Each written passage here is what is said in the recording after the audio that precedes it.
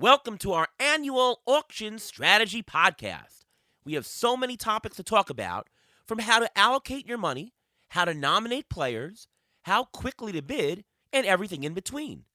We couldn't fit it all in just 1 hour, so the following episode is part 1 of our Auction Strategy Talk with NFBC high-stakes player Marc Winokur. Whether this is your first auction or you are a seasoned veteran, we have lots of tips and strategies to help you take down your opponents. You might want to get out a pen and pencil for this episode. Beat the Shift is next.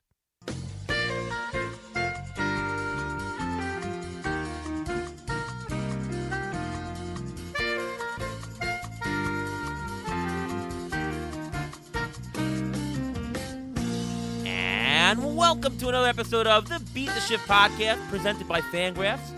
I am your host, Ariel Cohen, and with me as always is Ruvain Guy. What's going on, Ruvain? I'm doing great. How you doing today? I'm doing good. I'm knee-deep in ATC projections, getting it ready for everybody. ATC is going to drop in less than 2 weeks. Have you started on your fantasy prep? Not yet. I'm watching for all the injury stuff. That stuff really doesn't come out until pitchers and catchers come, which is about a month away, about 30 days from now. We're waiting for the Mets to sign Alonso. But anyways, we've got a wonderful show today. It's our auction strategy episode, a fan favorite. We're doing it early this year because I think more people want to get into the auction mode. Plus, hey, ATC didn't drop yet, so how am I going to give ATC bargains without it? So I figure we do it all in one right now. We have a fantastic guest. He's a extremely successful, high-stakes player. You might have heard him elsewhere. Well, let's just say, bring him on. Marc Winokur. What's going on, Marc? Ariel, Ruvain, so great to be with you today. Our pleasure for having you. And maybe just tell a little bit about yourself. Introduce yourself to the audience. Yeah, I live in Colorado. I am a social science researcher and a longtime NFBC player. And I love auctions, and I love talking about them on podcasts. And I'm just thrilled that you've invited me on. This is one of my top podcasts that's in my rotation all the time. And I think we are kindred spirits on a lot of the auction, but hopefully we'll have a few disagreements today too. Yeah. So the idea here is we're going to go maybe a little bit even deeper into auction strategy, some advanced stuff, but we're also going to give some of the beginners and some people who haven't really done a lot of auctions yet a little bit of flavor of what to do and how to get started. So first of all, if you play in snake drafts, the question is, why should you play in auction? Do you have any thoughts for the audience, Marc? Yeah, I think it's more fun, more strategy. You're not tied down by your draft spot. You have a lot more flexibility, and you can really create the team that you want. You're not beholden to how other people are building their teams. You can execute a strategy, I think, a little more easily than in a snake draft. Of course, that does come with experience. So for newer players, it is possible you might struggle in your first few auctions until you get a feel for it.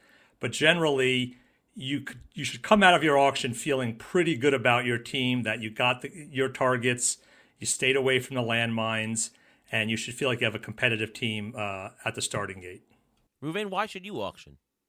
You can have any player you want. You're not stuck with having the first pick. You're not stuck with having the 15th pick. You can pick any player you want. All the players are on the table. You can try to manipulate other teams by nominating certain players certain times. And you have a broader plan. You can work with a much broader plan. You can do stars and scrubs, or you can do, middle type guys that like we're gonna talk about. But when it comes to a snake draft, it's very hard to do stars and scrubs because why would you want to pick a scrub in the first or second round? It doesn't make any sense. So there are certain strategies that only apply for a snake draft. There's certain strategies that only apply for auction, and auction gives you a broader taste of the actual playing field. Yeah, it opens up to a lot more possibilities, a lot more options on your end. For me, there's no waiting. I mean, if you have the 15th pick in an auction and you pick 15th and 16th, you got to wait like 30 picks for your next thing. And that's boring. To me, you're waiting. And what's even worse is then you construct a queue and, okay, I'm going to get this guy, or this guy. And boom, that guy's taken. Boom, that guy's taken. Boom, that guy. Oh, no, sniped again. If an auction, you want a guy comes up, you get him if you want to bid as much. So you have a lot more control. I was talking with Mark last week, and if you had the 1-1 pick last year, you're picking Acuna, right? I mean, you got to be crazy not to. And if you picked Acuna, man, you'd have been dead last year. Well, not dead, but you would have been at an extreme disadvantage with him being hurt. But if you're in an auction, you can actually, if you wanted, avoid that big price tier and go a little bit more less risk averse and say, hey, you know what? I don't want a $40 player. I'll take two $20 players. That's up to you. You can do it. It's more in your control. It's more American. It's just more American in draft, I think. That's a very interesting way of putting it. It's more of a, I guess, a free market mentality when you're able to just go after whatever you want, your choice. You can have fast food, you can have caviar, you can have whatever you want at the table. And it's not much of a difference in time. I think snake drafts go maybe 2.5 hours. You can do an auction in 3.5 hours. It's maybe an hour different. Maybe a bigger, deeper draft maybe goes 3.5 hours. Well, it's 4.5 hours. It's only an hour difference. You spend all this time in prep. You should be able to spend the extra hour. And to me, this is my favorite part of the whole thing. Why wouldn't I? For you, Mark, what is your difference in preparation between an auction and a snake draft? I think player evaluation is the same. I think your roster construction is the same. I think you need to have the same knowledge of the player pool.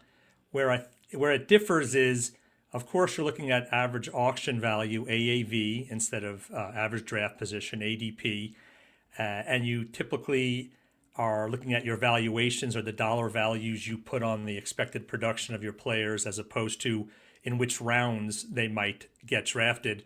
For me, just my brain is more quantitative. So having a dollar value on a player and then having a dollar value on what the market values that player, that's easier for me to identify potential bargains and overpays, which informs my strategy, makes it more likely my targets will be on my team and my fades will not be. So, the preparation is in that valuation calculation or generation process. That's a different animal.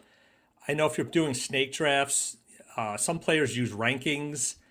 I don't ever use rankings in auctions. I'm looking at valuations. I might have guys in groupings based on their valuation, but I don't think you're kind of forced into ranking players, which could take a lot of time. And I think people overspend their time on trying to get just the exact rankings. I don't have to do that when I'm just preparing for auctions. So I think for me the difference is that a snake draft, you're building a team top down. And yes, you have, players in the first round and second round that you value more than some of the other ones. You have players in the third round you value more. But you're building a team top down. All right, I'm going to get this guy. Who am I going to pair next with? When am I going to get my pitching? When am I going to get my steals? You don't have that kind of question in an auction. It's not building the team top down. It's where do you want to spend the money? What pockets of money is good? Is it the 7th round equivalent? Is it the $15 players? That's where I want to spend the money? Is it the bottom? Is it, wow, I get a lot of $5 values. I'm going to go heavy on that. And that means that because I did that, I'm going to have a $35 player up top. It's where you want to spend the money, not what can you do with the exact spot that you're allotted. And when you're doing a snake draft, it's also harder to you can sneak a player in there, but you don't know when to bring them up. You don't know what's going on. You have to base you're drafting a little bit more on ADP. You don't really have to go by ADP when you're doing an auction, but ADP, if you follow along when you think a certain player is supposed to go, and let's say you're in the front of the draft and you think that the player's not going to make it around, you have to push that player up and overvalue him as to what his value normally is. When it comes to an auction, you don't have to do that. You can nominate it and you can figure out how much you want to pay, and you just do it that way. Okay, so Mark, what is the advice to new players, beginner players who are trying an auction for the first time or maybe the second year? How do you prep for the auction? What do you build? What should you have ready? And the general concepts of what you need to accomplish in the auction for beginners. I think if you're new to auctions, you want to find a trusted source of valuations or projected player prices, and there are auction calculators on Fangraphs and other sites. So they're readily available, and I would start there to make sure you have a sense of what the market, not the market, but what the projection systems how they value the players and their potential production for the year. I would then look at any publicly available average auction values. The NFBC, I think, makes theirs available. I know the ADP is available. I'm not sure if the AAV is maybe a little harder to find, but it should be available. Or you could look at expert leagues and follow along with them. They'll typically post their auction boards, and you could see what the experts are playing for players. I would be listening to auction pods like this one and trying to get the basic strategy and hearing from people who have more experience in auctions. Again, I would still go through my player evaluation process, and I would try to, understand where the pockets of value and the statistical categories are they bunched at certain positions?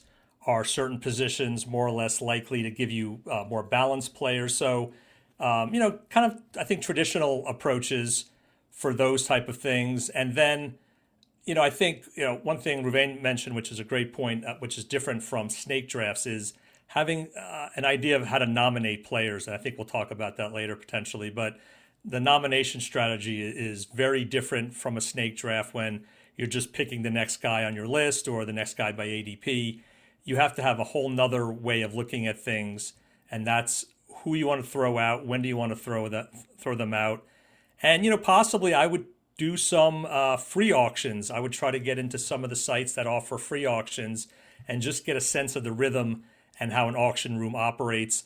Last thing is, if you're doing it online, definitely try to get knowledgeable on the site, how to bid, because I've seen some people on the NFBC site really struggle with the software, and that could torpedo your auction pretty quickly.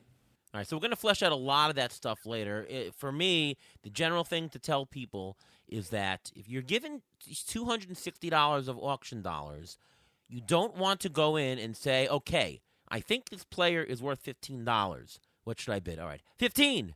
Well, if you're going to bid $15 on a $15 player and $20 on what you think is a $20 player and $5 on what you think is a $5 player, you're going to end up buying, by the math, $260 worth of value. But that's not going to be a good team. That's going to be an average team, right? Because everybody has $260 to buy $260 of value. The trick is you need to buy players at discounts so that you buy a $15 player for only $13 or $12, and a $30 player for $29, and a $7 player for $1.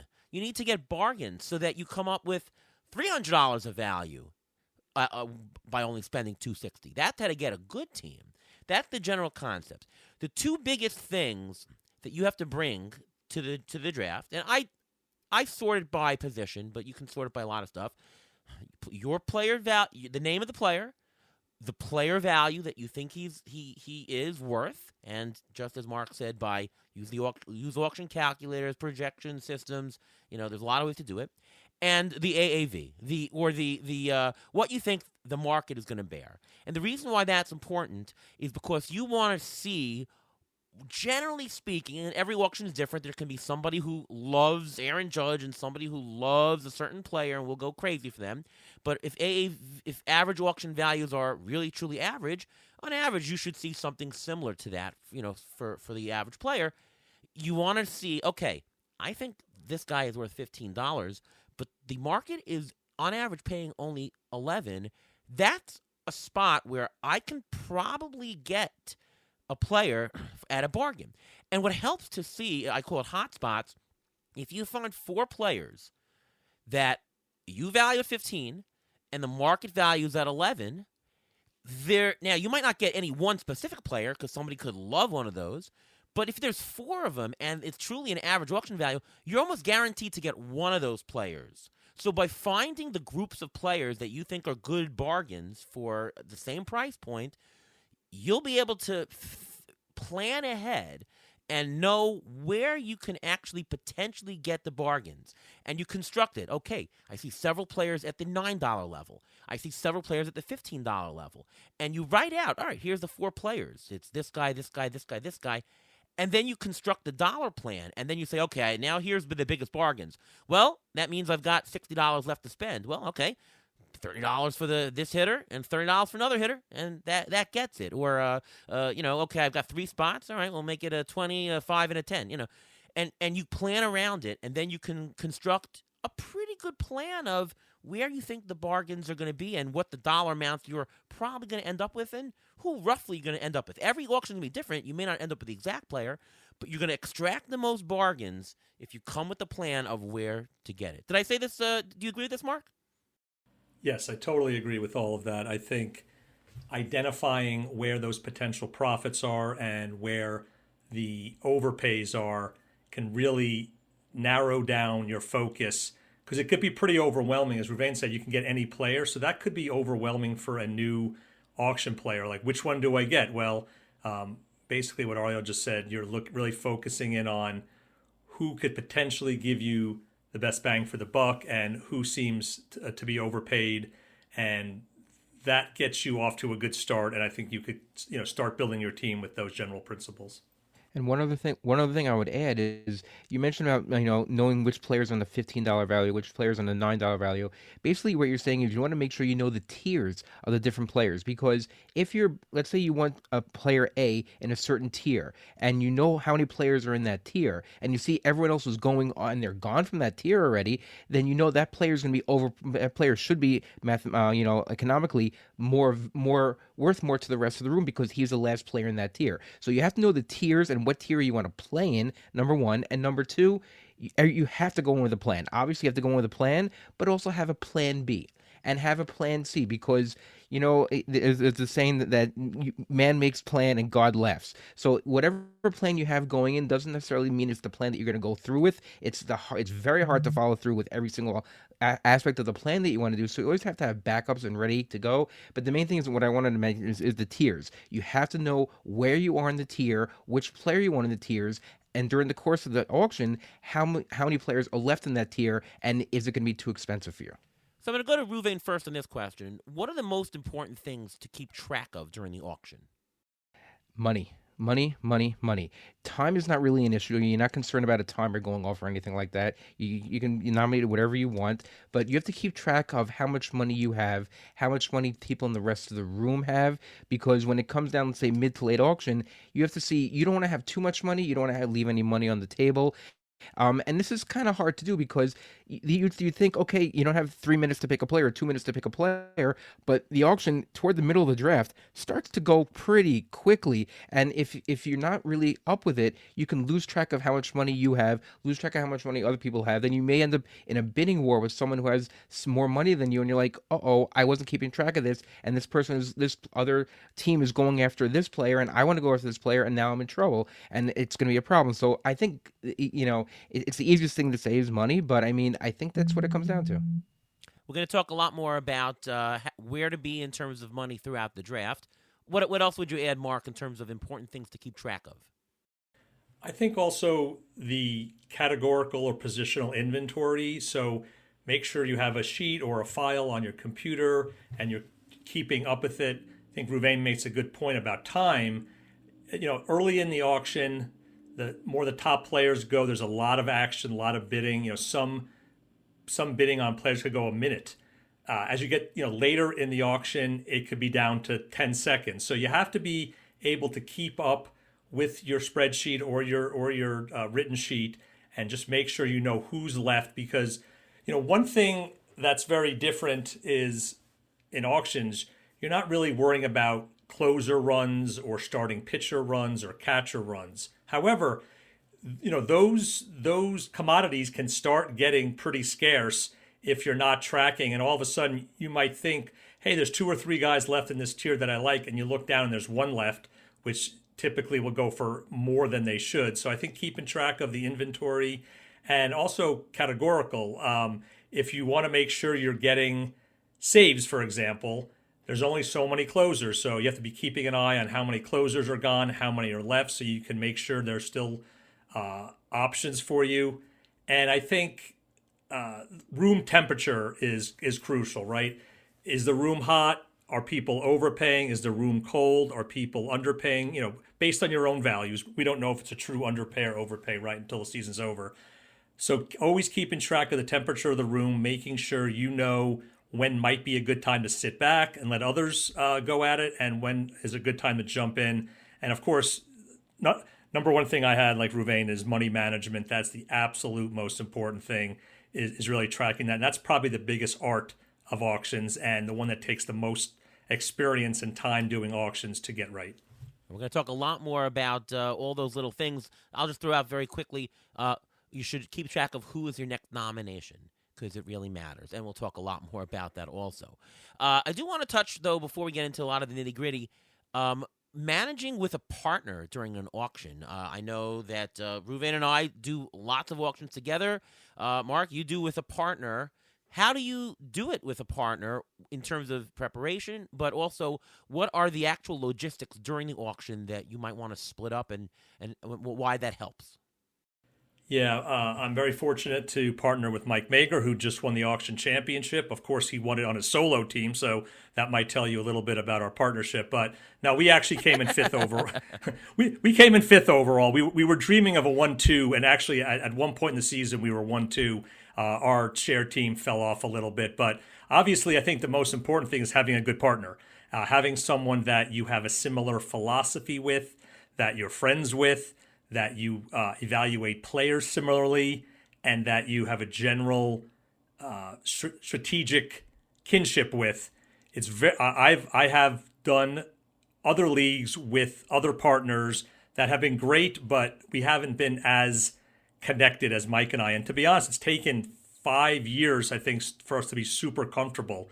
I think the one huge advantage is sharing preparation.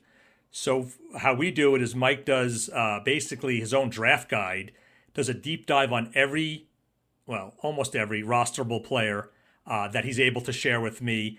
I do the aggregate projections, the valuation calculations, and create more of the quantitative feel and the file. And the real magic of it, or the art, again, is to merge the deep dives with the numbers. And that leads us typically to the players we are looking at or not looking at. As far as in auction, I think it's a huge advantage. You have one person who's doing the bidding, and we'll switch off not in auction, but we'll do 2 auctions in Vegas, for example, and we'll each get a chance to bid, because bidding is the most fun part.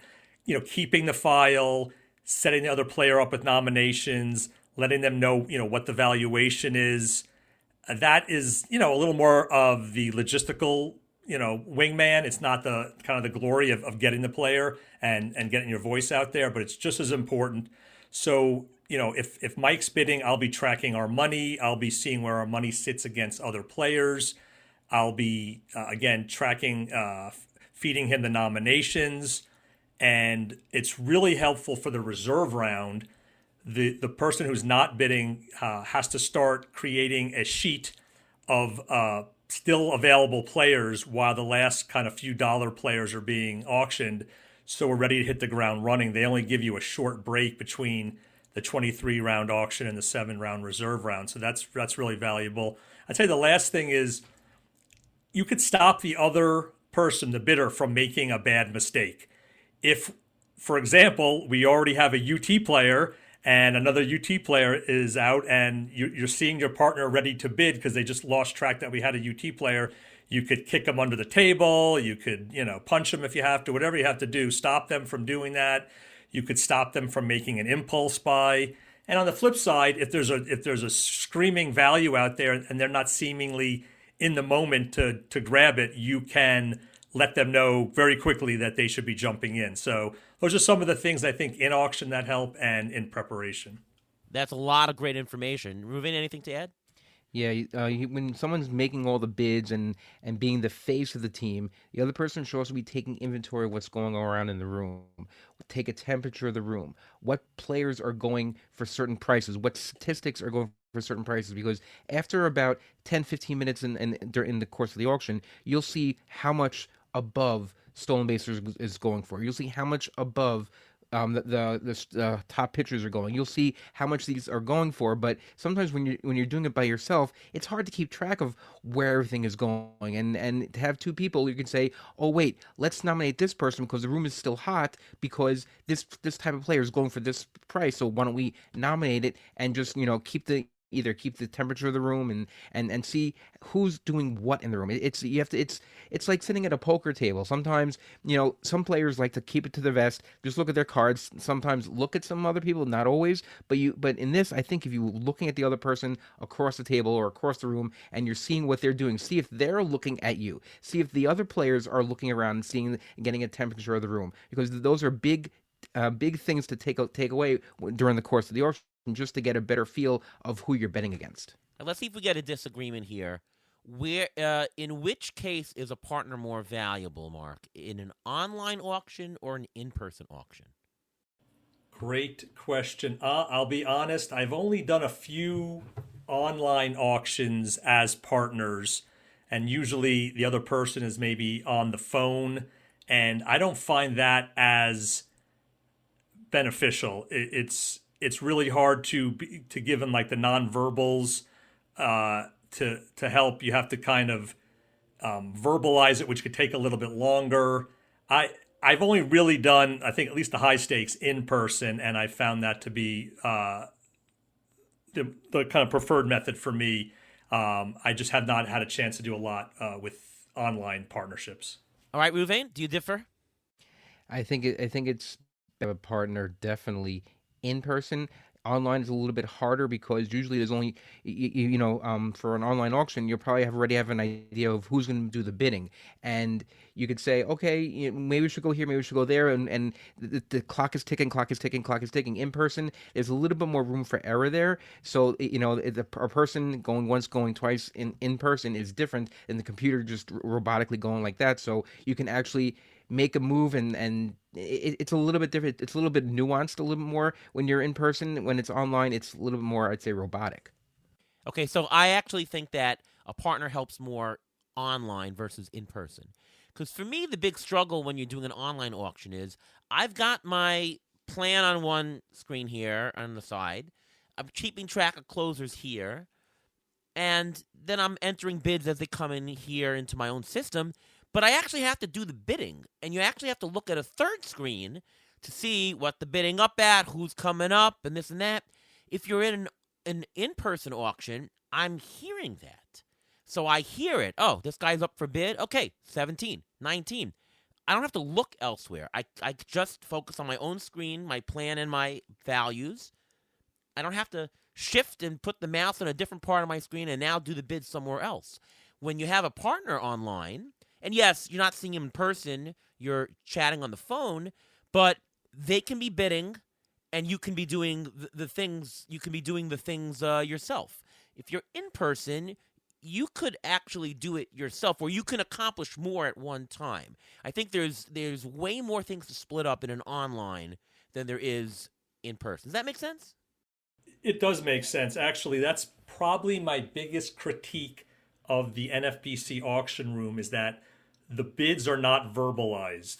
I would love to see the nomination of the player named, by the, it's the AI Ambrosius, whoever's voice it is. I would love to hear the player's name voiced and then each bid verbalized, so you could do exactly that. Because I have the same thing. I'll have a 3-screen setup. I'll have my file on one screen, I have the auction board on the other, and then the auction room. So the auction room is where you have to focus to a degree to get the bids in, but you want to be looking at your other screens as well. If they were verbalizing the bids, that would make it easier. And just to be completely honest, you could run out to the bathroom. You could run out to get a drink, right? And you'd still be hearing it, and you could race back. If you're in the middle of an auction, and you're home, you cannot leave your setup, because you can't hear what's going on. You only hear the going once, going twice. So I totally agree. I wish they would think about that for the software. That would be a huge enhancement, and I think make it a lot easier online. The one thing about, in person, you literally could run to the bathroom, and we've done this, and then the other player, sits in for the bidding. So And, you know, in a 4.5 hour auction, as you mentioned, you know, you typically have to go to the bathroom a few times. And Yeah. the in-person one is so much more fun also. If you've never done it before, yes, doing it on the computer is great, but having it in person with everyone around you, there's a camaraderie that builds up, especially if a lot of people are in the same leagues over and over again. There's a lot of camaraderie going around with it, and it's one of the best parts of the entire season. Just like when it comes to fantasy football, everyone has these big draft parties. It's the same thing with baseball. It's a little more toned down, but it's basically the same thing with baseball. You want to have that camaraderie. You want to have the fun. This is the fun of beating someone out in person and being able to laugh in their face when you do it. No offense to other people. I think we should have Ian Kahn reach out to the NFBC and have the bidding in like George Washington's voice. Going once, going twice. Yes. I think we should do that. By the way, for those of you who have ever drafted on CBS, the guy who talks and says going once, going twice sounds exactly like Scott Genstad. I don't know if you've noticed this, Ruvain. I did not, and I'll have to listen to that when I do some mock drafts. As soon as I was doing, because we do GDD and that's on CBS, I'm like, what is Scott Genstad in our league? What? It was just a little freaky. Oh, But, I have to hear that. I have to hear that. That's awesome. We have to have Ian Kahn, George Washington do the that would make it a lot more fun. I think so. It's about having fun. All right, let's get into some of the nitty gritty, some advanced stuff in terms of actual values. We talked about the importance of getting market values for a lot of the reasons. How do you actually construct market values? Because you sometimes get if you're doing an NFBC, there actually are more and more auctions going on. Back in the olden days, there was only a few of them, and maybe they wouldn't publish them. Now NFBC publishes average auction values, ADPs. But what do you do to actually grab the stuff? And we'll also talk a little bit about the time frame in terms of how recently, because you can you can grab ADP, the AAVs from the whole draft season, or from the last month, or the last week, or from a couple different formats, right? So there's things to discuss there, and there's also what to discuss in terms of what if you're playing in a different format than a standard NFBC, and you're playing in some other format, a points league or something like that. How do you assemble something? So there's a lot to talk about, but this is important. So let's just start there. What are you grabbing in general, Marc, for constructing what you do as, quote, market values? Yeah, I think it's a big change, right? It used to be you'd have to literally listen to Labor or Tout and write down the values as they came. I did that for a while because there was really, before the online auctions took off at NFBC, there really wasn't a place to get market value. You had to search them out, expert drafts. If you're in Vegas, or now it's New Jersey, it used to be New York.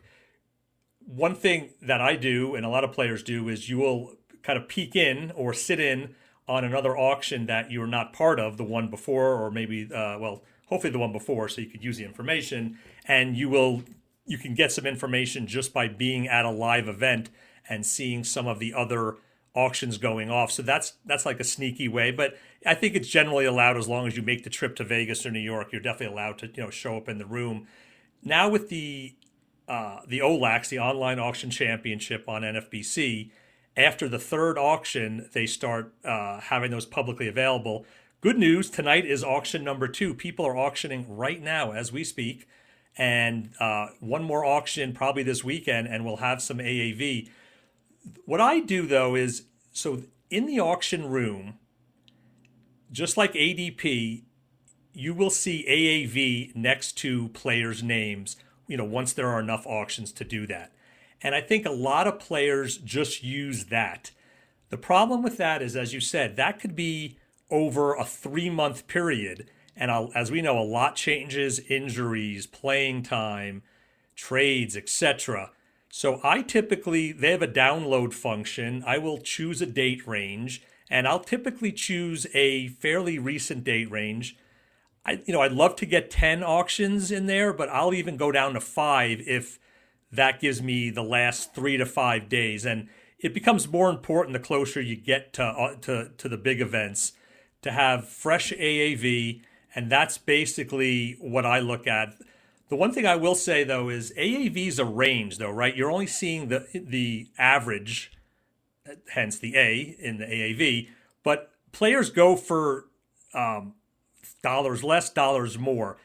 Some, I'd say 75% of the players, and I'm kind of guessing there, have a pretty tight range. Maybe the AAV is 5 and they go anywhere between 3 and 7, or the AAV is 10 and they're going between 7 and 13.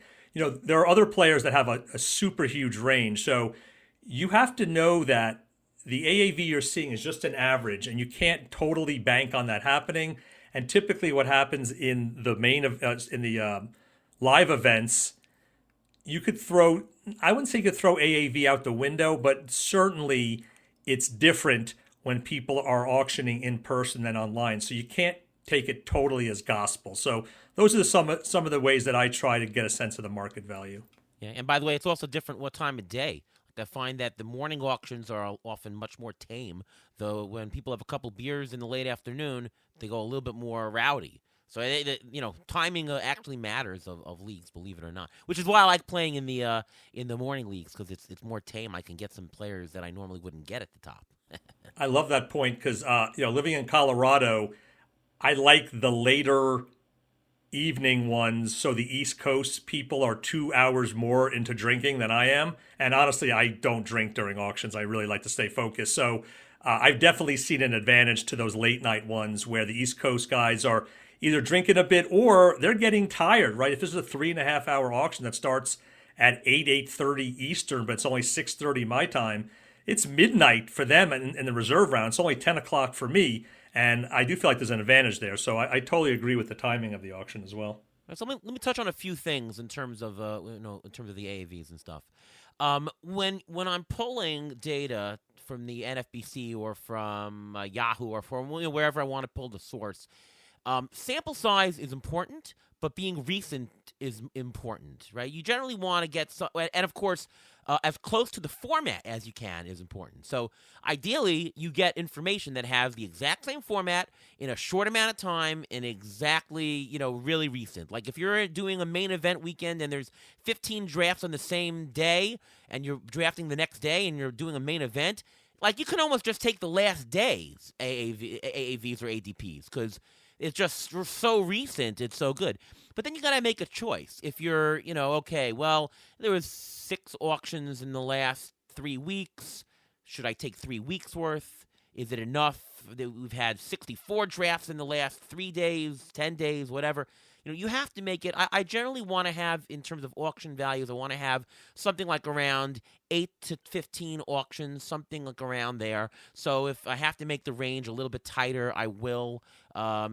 As tight as I can to get enough auctions in there. For drafts, I want a little bit more. I want maybe 20 or 30. So I might set the last 3 weeks in terms of drawing from drafts because sometimes they're a little bit more.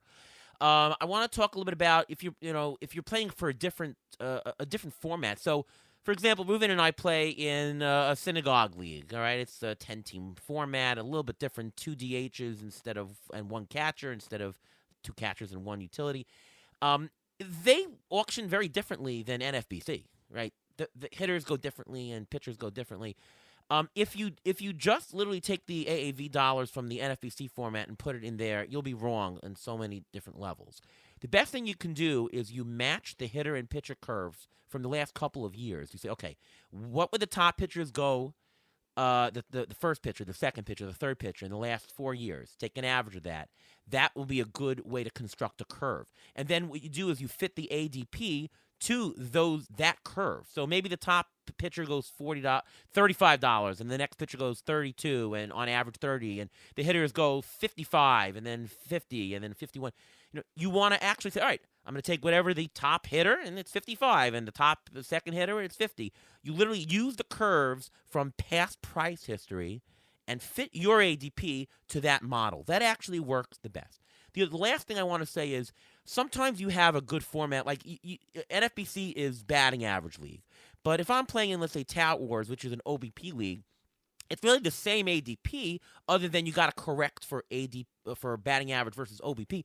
What I will do is I'll take the ADP curve and then I'll see what is the difference with my own projections between the same player in the different formats. Like Juan Soto, maybe he's a $35 player in batting average according to ATC, but he's a $40 player in OBP. Well, if the AAV was 38, I'm going to add the $5. I'm going to see what the price difference is in my projections and add that to the ADP, and that gets you a nice proxy. Hopefully, those are a couple of advanced techniques to help you guys. Ruven, anything to add? Yeah. I want to add something. You mentioned the ADP and AAV. I think when it comes to drafting early on in the drafting season, like between now and I see even another month, like to maybe say second week in February or something like that, I think the AAVs are not as valuable as the ADPs, because the ADPs right now, people are doing their more snake drafts are usually out there, so you get more of a better sense of what a solid ADP is. The AAVs right now are a little bit, I'd say, skewed a little bit, because we don't know what players what their roles are going to be. There are a lot of free agents still out there, so the AAV, what it's going to be now, let's say you want to draft in 3 weeks, you do an AAV now, and in 3 weeks it may be completely different. Teams may make trades, they may sign different players, and players may change roles. Players may come in, you find out they're hurt, they're not going to start playing until May or something like that. So I think when it comes to drafting early in the season, you should rely more on the ADP in the draft season. Rely more on the ADPs to start with, and as the draft season goes on, let's say beginning the first or second week in February and moving on, see how many auctions are done, and see if you can get a good solid AAV, and see if there's any big swings from week to week, or from every 2 weeks to every 2 weeks, because you can see that. Like, let's say there was with the World Baseball Classic and Edwin Diaz got hurt, it shifted the AAVs and the ADPs completely from 1 week to the next. The entire closer market completely changed in the course of literally one day, and you couldn't go by the AAVs or even the ADPs that you had before, because everyone was moving other players up and people didn't know how to value them. So I think it matters when you're drafting, also what time of the draft season that you're drafting. Yeah, and if a player is changing a lot, it probably means something happened, and you'd want to use more recent data just for that specific player if you can, right? Edwin Diaz gets hurt. Well, there you go. The closer market shifts very dramatically after that, and you really need to incorporate that. I want to ask Marc about actually constructing player values, and maybe we'll do a little bit of basics in terms of what to do.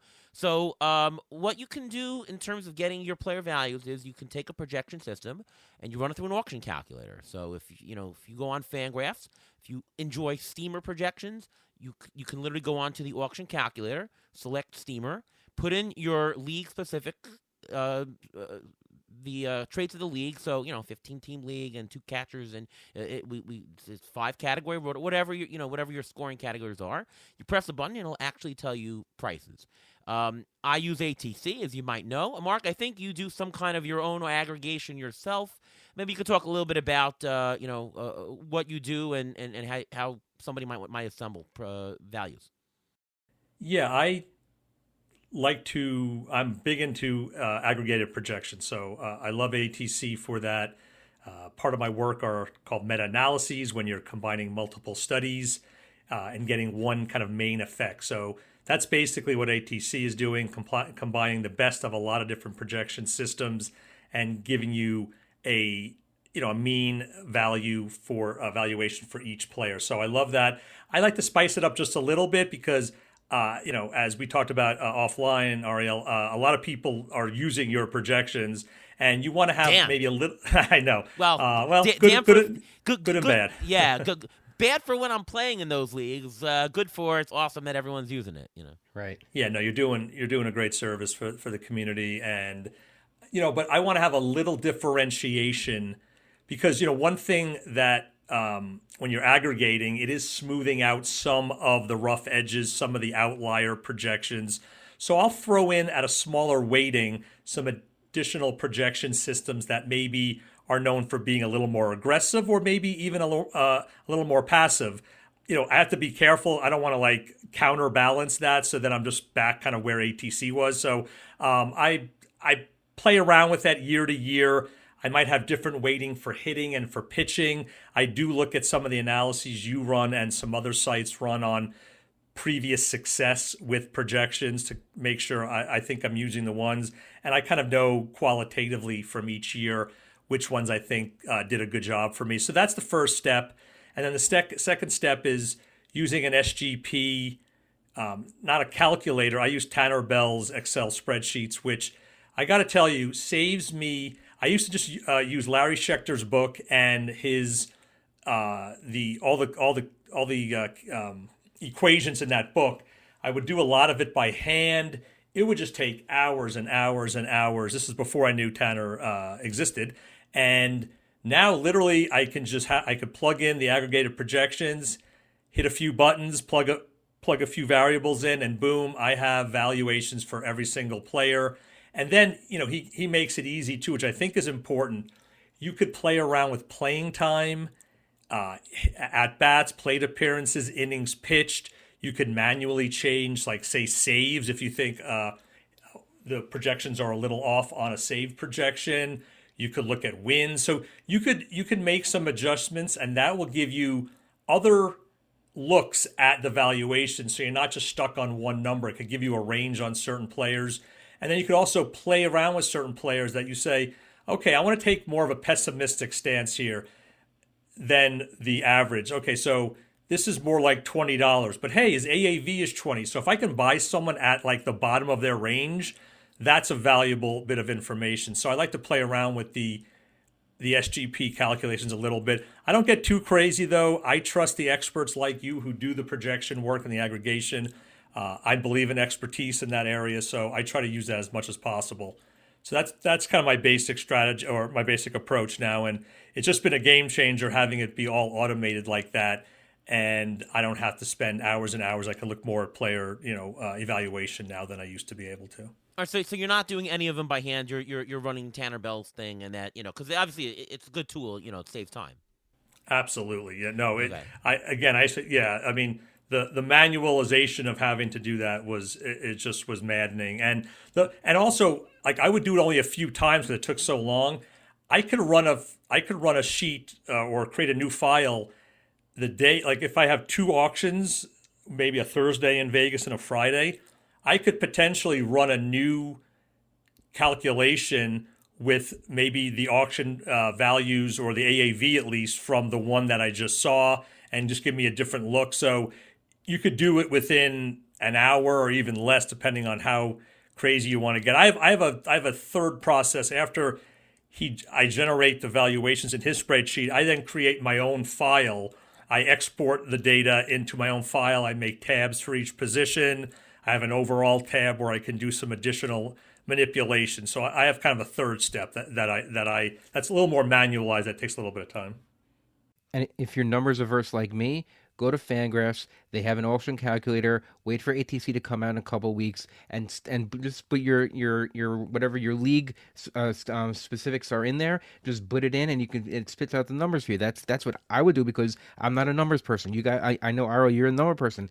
When you're not a number person, sometimes you have to have it spit it out for you. But look at those numbers. See what you have. See if they make sense, because some of the numbers may not make sense to you. Maybe you value steals more. Maybe your league values, you have to see what the valuations for each league is, because it all depends on that, whether you get more points for stolen bases. Well, every league is different. So if your numbers averse, find a website like Fangraphs, get an auction calculator, plug your league specifics in, and that usually spits out the numbers pretty easy. Yeah, I do them myself, and I don't do by hand. It's all automated according to my own formulas. I actually taught the course on it at First Pitch Arizona.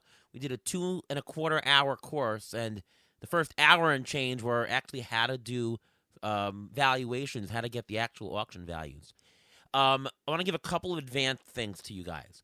Number one, I do not use SGPs straight. I use Z-scores. Z-scores are where you have to. If you're doing roto, you have to compare the categories. Like, what is a run worth versus an RBI versus a stolen base versus a win versus a save, And SGPs is one way to do it because you see how many points roughly did it take to get an extra standings point. If somebody finished in third place versus fourth place versus fifth place, how many extra runs, how many extra RBIs did it take to jump from one to the next? And that's one way to do it. Z-scores are just using the standard deviation. Okay, how many standard deviations is Acuna from the mean? He's 5 standard deviations. Okay, how many standard deviations is he above in homers, in stolen bases? And you can do whatever the dispersion is in each category. Z-scores weight it. I prefer Z-scores because how do you know that the baseball environment is exactly the same and you play in the exact same league as last year and it's all going to go the same? You don't know that. And if you're doing SGPs, you're banking on all the same. And if you were playing fantasy baseball in the last 5 years, the playing environment was very, very, very different. And if you hung on to the same SGPs, you probably would have done it wrong. Now, if you are more certain that this league is going to stay the same, then I agree you can use SGPs, but you can actually set up your framework in Z-scores and have it tilt a little bit towards the SGP because they both use the weighting in the denominator. So I would always set up things in the Z-scores. This is very advanced, by the way, but tilt towards the SGPs. The one adjustment I make, though, is that I look at replacement level. So, if you do a projections and you look at the catchers will appear to get a very large bump in 2-catcher deep leagues because with the projected value, the bottom 30th catcher appears to suck. Like it's -7 Z-scores below average. It's just terrible. And because you have to get a catcher, you need to bump that level up because you need to buy catchers, so catchers get a huge bump. But if you actually look at historically, at the end of the season, what happens, because there are some catchers that end up doing better than that with the first 30 were projected, the bottom replacement level is not as deep as it is projected. The actuals are not as disparate. So if you give the whole bump to the catchers, you're going to way overvalue catchers. There's some medium. So what I do is I look historically at what the actual end of year bump was, and I use that to bump up my catchers. And let's say it would be, instead of $1 bump to a catcher, it would be only a $7 bump, right? You want to give it some credit, but not a lot. That's a big thing that I do. Anything else advanced to add to this? I know I'm being very, very technical now, but I figured this is a more advanced strategy session. We should do it. No, those are two really good ones. I'm glad you mentioned the catcher. I kind of just do it the other way. It'll spit out a valuation that's too high, so I'll adjust it downward. And I know that typically you don't have to pay a market price anywhere near what the valuation is, and I want to be very careful with that because it could be very tempting to say, oh my God, I'm going to get these top 2 catchers because my valuation is so much higher than the AAV. You have to remember all the things you just said and that there's likely better values in the mid-tier. I'm not averse to getting 1 top catcher, but I typically won't get 2 because you can get that same level of profit for a lower, raw dollar value. So I think that's a good adjustment. The last thing I did want to say is just a little shout out to Jeff and Tanner's book, The Process. They now have an appendix each year that has the standing gain points data that you need to plug into the formula on Tanner's sheet. It used to be I would have to go back and look at my previous year's teams and calculate those SGPs by hand. So I think they have some other good stuff in the book as well, research and different studies. But really, I'm buying it for that because I can just marry that with the other other automated file, and that really is a game changer because calculating your own SGPs is very difficult. It reminds me of my grad school days when they made us do ANOVAs by hand. It's much better now with statistical software packages, I got to tell you that.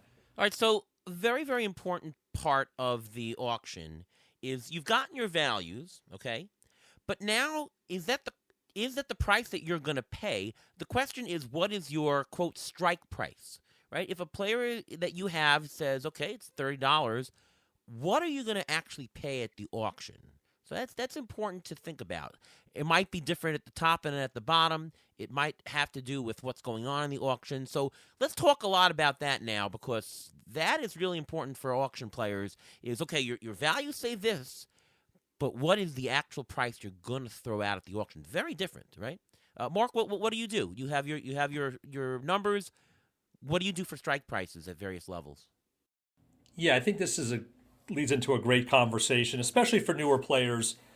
If you run that auction calculator and you're like, okay, I have my values, and then you get very hesitant to go over them. I think sometimes those are taken too literally. As I mentioned earlier, it should be a range. So just like a general strategy is not to be afraid to go over, but the question is, when do you go over and how much do you go over? I think that's what you're asking. A strike price is like, what's the number you're willing to pay? Or under. Or under. Right. Yes, exactly. just by a general value, and you mentioned this earlier, you want to leave your auction with, so you have 260 to spend. I like to leave with between 300 to 320. Now that's not always easy to get. Some of the live auctions are very tough rooms with great auction players, and they're not just handing out free candy, so to speak. But that's like a 15 to 20% ROI on your initial money that you have in your budget. So how do you do that? You do that by paying less than what you have a player's valuation at, right? As you said, if you pay their number every time, you're going to get 260 and have probably an 8th place team.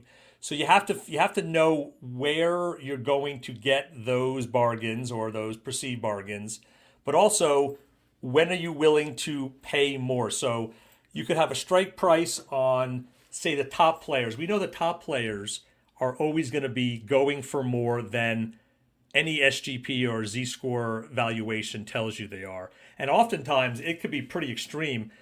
Usually the top players are, I have them anywhere between $10 to $15 over. Now, I always wonder, like, hey, am I doing something wrong here? And, it's possible that my calculations, I'm not saying the math is wrong, but, maybe there's some other factors here. I'm never willing to have a strike price that's $10, $12 over my valuation. So to me, you have to really look at different tiers of players and just know how an auction flows, that as you get deeper in the auction, people have less money, and that means players go for less money. That doesn't mean they always go for a bargain, but you have to kind of know the flow of the auction and kind of when to strike. I think that's important. So, for the top tier, and again, I'm sure you'll talk about this. I'll save this for you, Ariel, as far as, relative overpays. But, if everyone's going 7 to 10 over, am I going to pay, is my strike price 7 over for those players?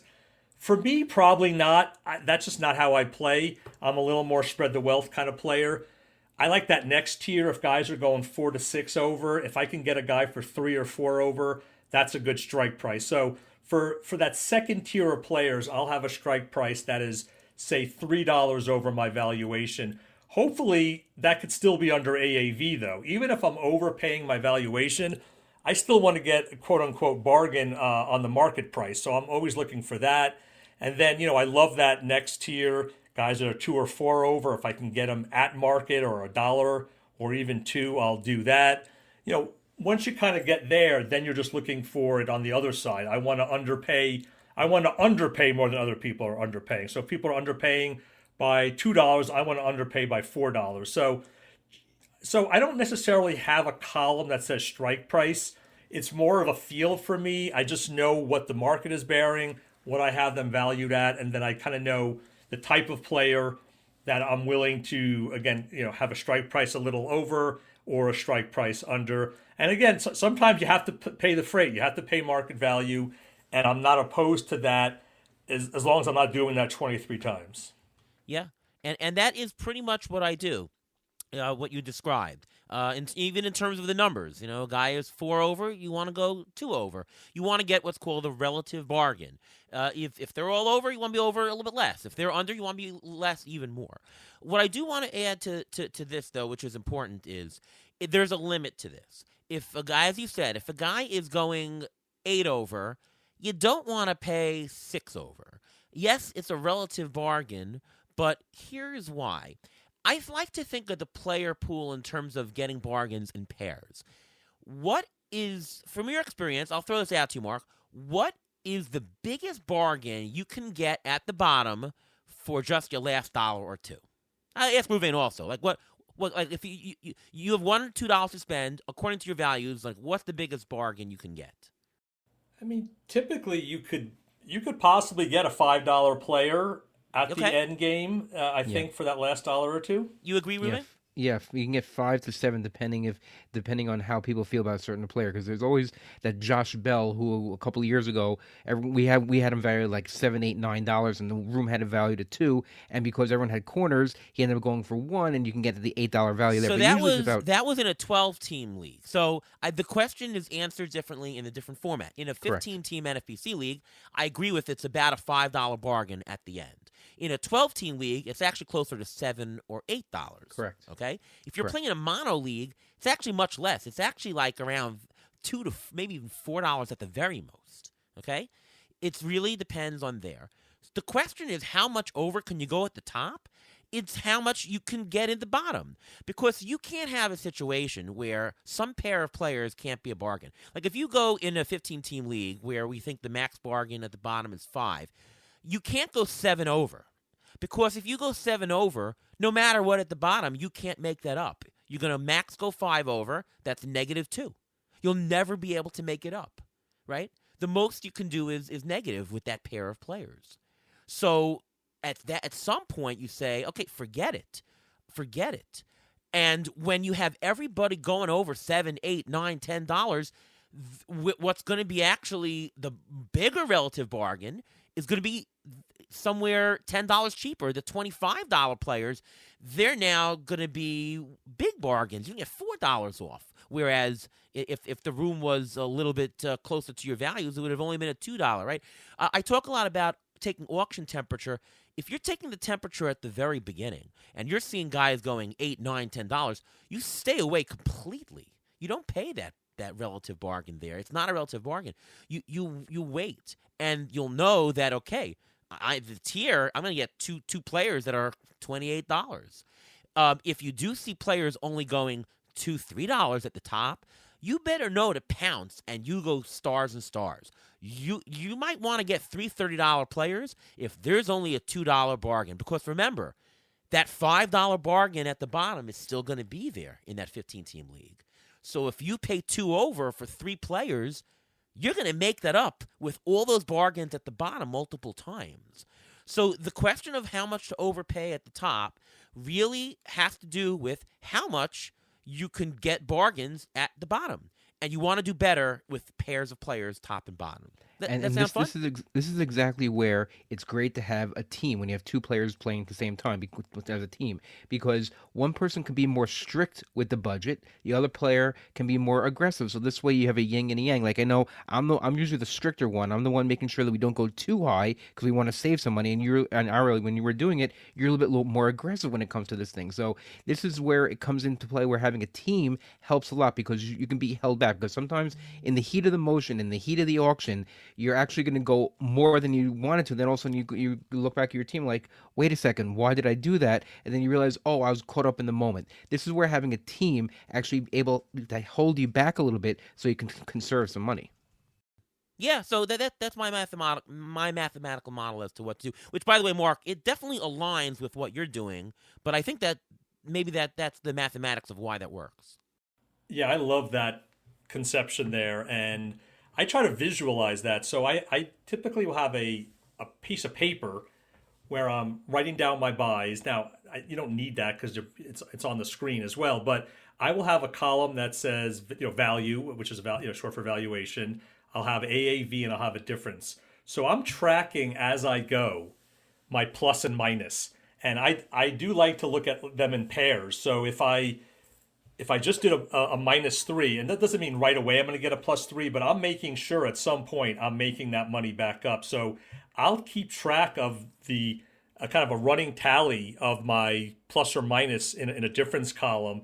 If I don't do that, I'm afraid I'm going to not get to 300. So I'm always tracking that, and that's something that keeps me in line, making sure I'm not getting overly aggressive or too passive, and making sure I'm grabbing the potential bargains where they are and keeping me away from the overpays. The other point is, I like your point about the $3 $30 players. The only maybe caveat I would put is, and we might talk about this later, as far as do you have just dollar values at positions or just overall dollar values, and it doesn't really matter what position you're trying to get the best player at the best price. If I'm going for $3 $30 players, which I certainly do now, I mean, I'll probably usually go 2 hitters and 1 pitcher, but I'll probably want to have maybe some positional advantage to doing that. Yeah, So yeah, of course. I won't go three $30 outfielders, right, or three starting pitchers at $30, you can't right? do that. I'll kind of spread it around, like maybe a middle infielder or a corner, an outfielder, and a starting pitcher. That I would be glad to do as long as if I can get them at and there's a reason for that. Discount. There's a reason for that because when you're seeing that much of a discount at what position, that just means that all the other positions you have a different valuation than everybody else, and yes, you're getting what you perceive as bargains, but remember, it's all relative to the market. You're going to find the other positions really expensive there. You don't want to dabble in everything. You want to get a little bit of this from this pot, a little bit of this from that pot. You want to get a little bit of this from that pot. You want a first base pot, a second base pot. If you do that, you're going to end up actually losing all the bargains that you got because you're going to have to overpay elsewhere, right? Exactly. Yep. Yeah. Just to a little bit more, even more tighter strategy with this. Here's a good question. Let's say you have you value a $35 player, okay? Julio Rodriguez, you value at $35, and he comes up and you are able to snag him at $30. My question to you now is, if there's another player who's up in that $30 range, does that now say to you, I can now take less of a bargain than I get? Like I go over because remember it's pairs of players. Well, it's still two fantastic bargains on the whole. So maybe there's another $35 player, and you say, well, since I made a $5 bargain before, I can go to 37 to get that. Or do you say, no, I'm not gonna do that because then I'm throwing away my bargain? Like where do you stand on that? Yeah, I'm pretty stingy. I hate to throw away my bargains. I hate to see my sheet say +5 and all of a sudden it's +3 because I then went over. So I typically don't do that. I just, once I've locked in a nice +5. Now, of course, and you mentioned this already, but if it's painful when someone else gets that $5 bargain because I wanted to be the only one, right? I don't want to let someone else get it, but maybe we'll talk about price enforcing. So I typically won't get another $35 player at 37. If there's, as we just said, if there's another $35 player at 30, absolutely jumping in. But I typically hate to give my profit back, but I'm not saying that's right or wrong. That's just how I play it. What do you think, Ruben? I think it depends on the position and the player, because if you have a $3 bargain somewhere and you're like, great, this is I love that, I love this, and you see that starting pitchers, let's say you mentioned the Julio Rodriguez, so you get the $3 bargain there, so why don't you throw that extra $3 into a market where you're going to have to pay either at value or above value for a certain position and upgrade that 1A starter to a 1 starter, just if you're able to pay the $3 bucks. You don't have to do it, but you have to know that you have that money in your pocket to get that extra level, or a level, or basically leveling up on another area where you would normally have to pay at value. Yeah, I think it's more along the lines of what I said as well. If you've gotten a big power bat and there's a steals guy that comes, then you can afford to say, okay, I'm going to pay the $1 over in steals or $2 over. On the whole, I'm getting a bargain because it's a pair of players, but I've gotten both, or a pitcher and hitter, right? If it's the same kind of player, the same corner, then no, then you're not going to do that. So I think it depends on the situation. That's it for part 1 of our 2025 Auction Strategy Podcast. We'll have plenty more in part 2, so see you next time.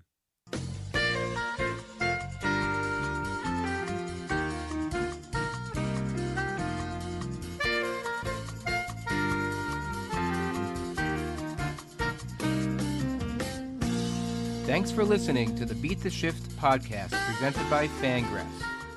Follow us on Twitter at beat_shift_pod.